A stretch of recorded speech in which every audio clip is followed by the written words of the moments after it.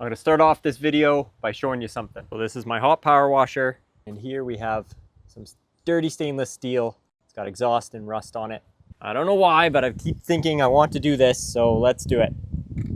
I'm gonna use a secret product here. I'll never tell you what it is. And we're gonna put a little bit in there. I'm gonna dip a handy toothbrush. Okay, here we go. What do you think is gonna happen? Do one strip down. Just been daydreaming about doing this. If you're like me, one of my problems is too many ideas. And it's really hard to quantify and to calculate and figure out what I should be working on versus what is a distraction. This, ladies and gentlemen, is a distraction, albeit probably pretty cool. We have just done a little area. Let's zoom in here so you can see One Restore is an acidic detergent, and it has taken off the rust and removed the soot buildup. And I'm sure I could just squirt some on here. A little bit of longer dwell time, we could get this looking super nice and clean, even up above here as well. But this is part of my problem. This has been, one second here, you ready? I've just been staring at this thing the last few days, wanting to do this. And I'll show you another little trick as well. Here is the exhaust from the hot burner, from the power washer. On it, I put heat caulking in there to try and seal it when it was built into the trailer. Here, this is called a Scraperite blade. It is a plastic blade used for detailing. Many, many moons ago, I used to remove vinyl. It's like, see my window there on the back of the truck, from vehicles. I learned about these plastic blades. Basically allows you to scratch stuff off of the surface of vehicles, usually paint or anything like that, without damaging it because the plastic is not as hard as what you're scraping.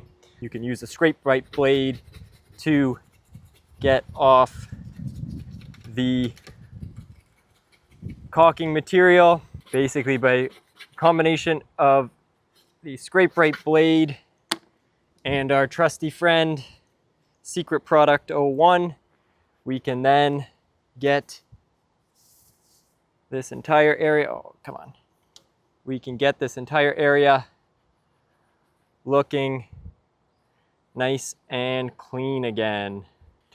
It needs a little more dwell time. We got hot sun here that's burning it away.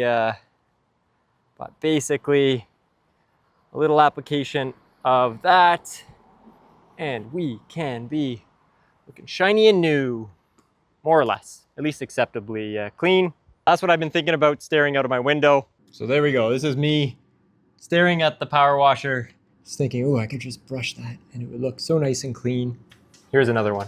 Okay, welcome to my workbench, my workshop here.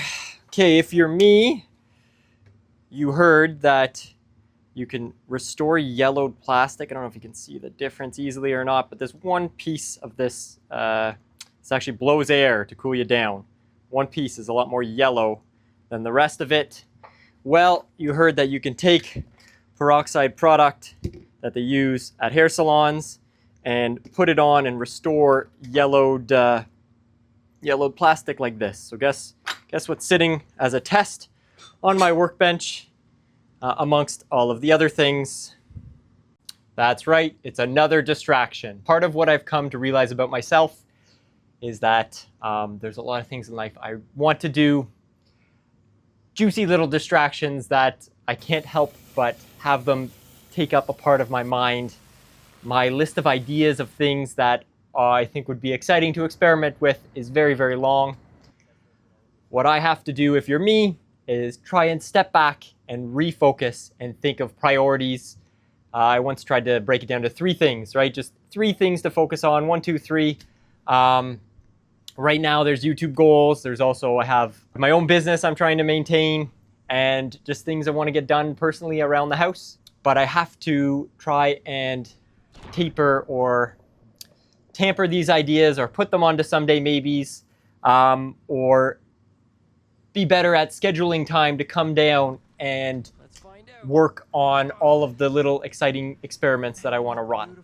But I guess the point of this video is to try and give a little bit of, I think, insight or glimpse into what I think I'm struggling with, which is partly the reason why, let's say, YouTube long-form production has slowed down, especially with shorts, because a lot of this stuff could be really cool short-form content.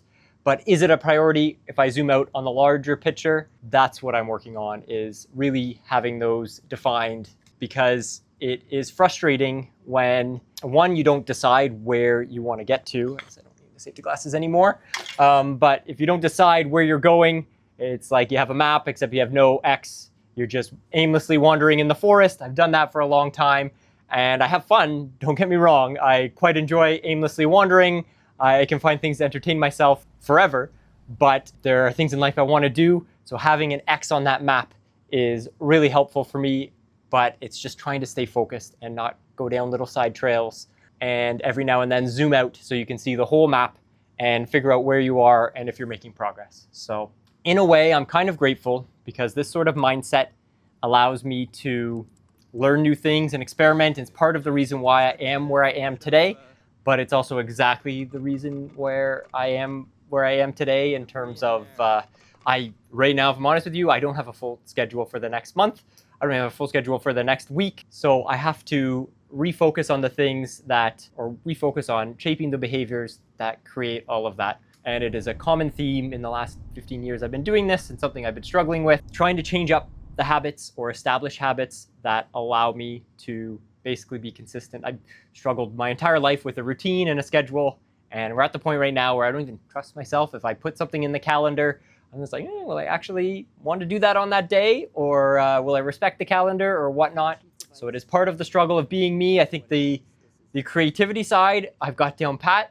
I can put ideas together or come up with new ideas indefinitely or unlimitedly. I need help with the planning and execution and follow through, and especially when things aren't juicy and exciting anymore, when they're kind of a little bit of a grind to get to. Yeah, that's pretty much it. I think that's the main thing I wanted to share today. And all these little fun experiments are great. I just have to zoom out and keep an idea of where I am on that map of goals. And I do want to keep going down this route. I'm always going to want to try to find new exciting things to do. I just want to make sure I've done other priorities first, or I've just set up myself to be able to do them even more successfully than just a spontaneous grabbing the camera and going and filming. So that's pretty much it. That's my thoughts for today. So thanks for following along, and I will see you on the next one. Cheers.